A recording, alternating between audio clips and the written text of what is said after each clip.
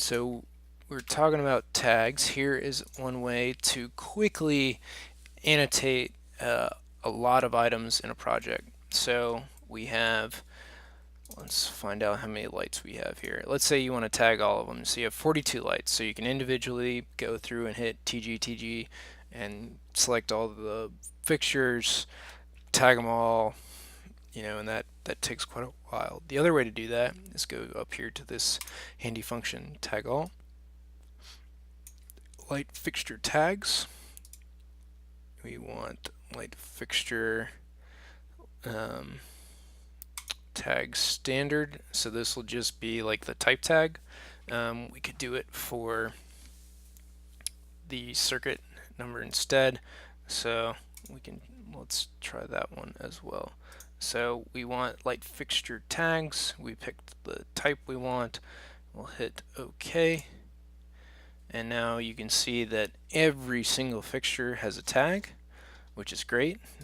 Unfortunately, it's not where we want it. So we're going to select all of the instances visible in view. We're going to hit the shift key and we're going to hit the arrow down key.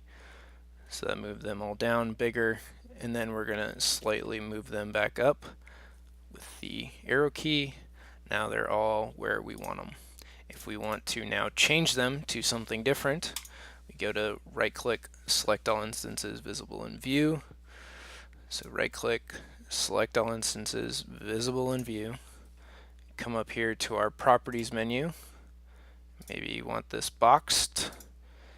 Maybe you want the type boxed without a box, whatever that tag might be. Maybe you want to, let's shift them here to the right. Maybe you want them back in the fixture. We can arrow them all and move them all at the same time rather than having to tediously move them for all fixtures. So this is very much a sequence of operations, because if we go back up here to tag all, light fixture tags, let's go to our circuit tag, hit OK. It won't let us do it because we've already used it once.